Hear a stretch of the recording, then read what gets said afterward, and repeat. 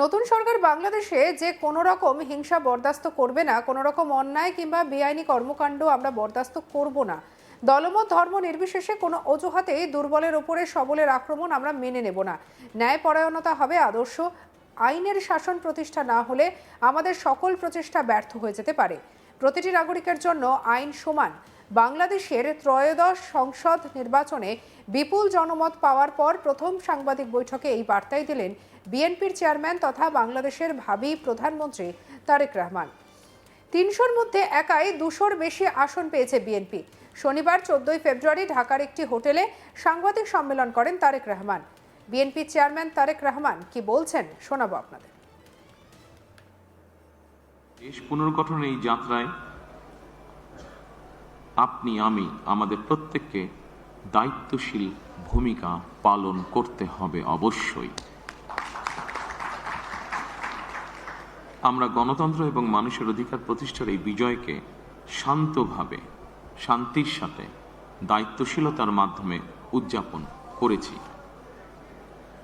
নির্বাচনোত্তর বাংলাদেশে যাতে কোথাও কোনো অপ্রীতিকর ঘটনা না ঘটে, এই জন্য শত উস্কানির মুখেও আমি সারা বাংলাদেশে বিএনপির সর্বস্তরের নেতাকর্মীদের শান্ত এবং সতর্ক থাকার আহ্বান জানাচ্ছি।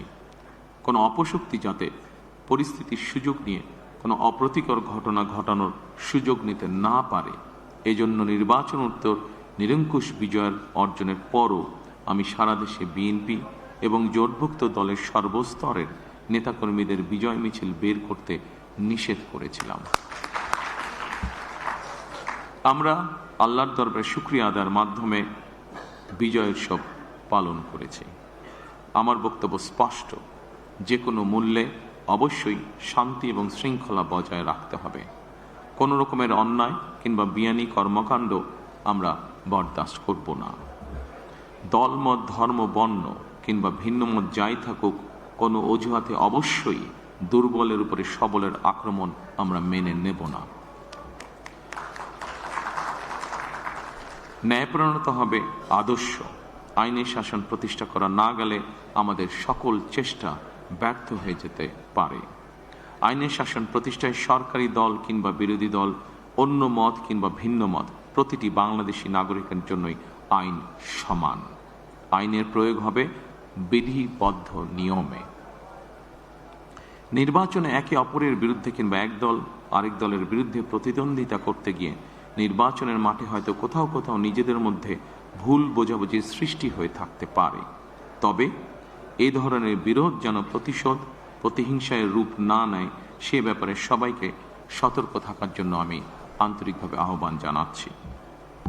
দেশে গণতান্ত্রিক জনগণের প্রতি আমার আহ্বান, আসুন যেভাবে আমরা গণতন্ত্র প্রতিষ্ঠার লড়াইয়ে ভূমিকা রেখেছিলাম, একইভাবে এবার দুর্নীতি এবং আইন শৃঙ্খল নিয়ন্ত্রণ এবং জনগণের প্রতি জবাবদিহিতার মাধ্যমে আমরা বাংলাদেশকে একটি নিরাপদ, মানবিক বাংলাদেশ হিসেবে প্রতিষ্ঠার জন্য যে যার অবস্থান থেকে আমরা ভূমিকা রাখি।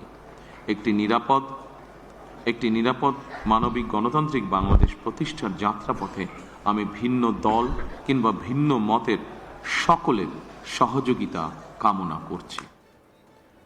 এদিন তারেক রহমান বলেন, আর কোনো অপশক্তি যাতে কোনো ফ্যাসিবাদ কায়েম করতে না পারে, দেশকে তাবেদার রাষ্ট্রপতিতে পরিণত করতে না পারে, তার জন্য আমরা সকলে ঐক্যবদ্ধ থাকতে হবে।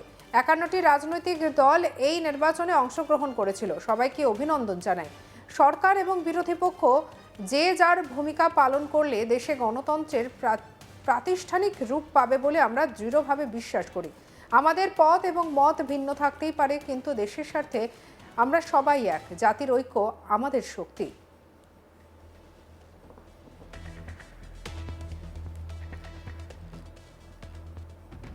কি বলছেন তারেক রহমান, শুনবো।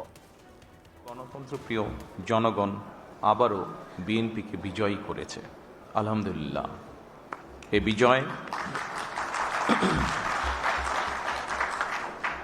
এ বিজয় বাংলাদেশের, এ বিজয় গণতন্ত্রের, এই বিজয় গণতন্ত্রকামী জনগণের।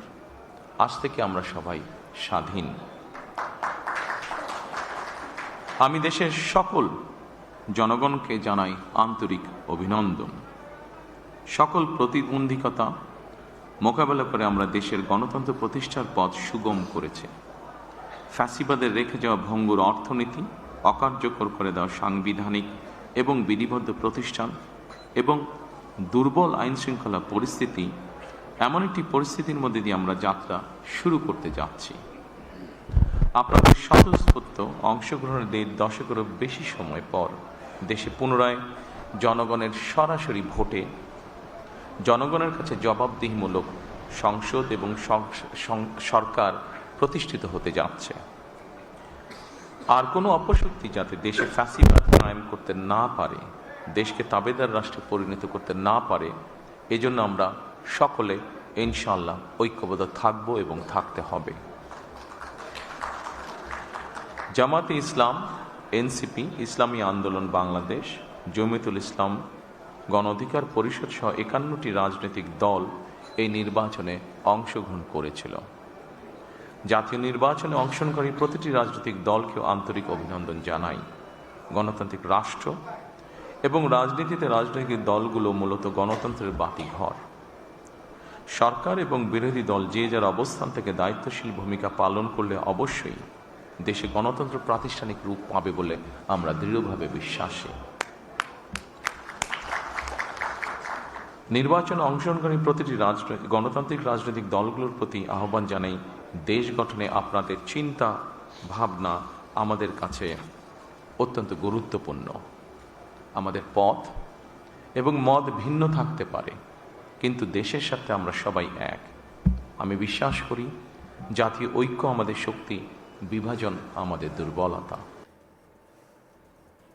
এদিন সাংবাদিক বৈঠকে বাংলাদেশের নতুন বিএনপি সরকারের বিদেশ নীতি কি হবে সেই প্রশ্নের জবাবে তারেক রহমান জানান, বিদেশ নীতি নিয়ে আমাদের ভাবনা স্পষ্ট।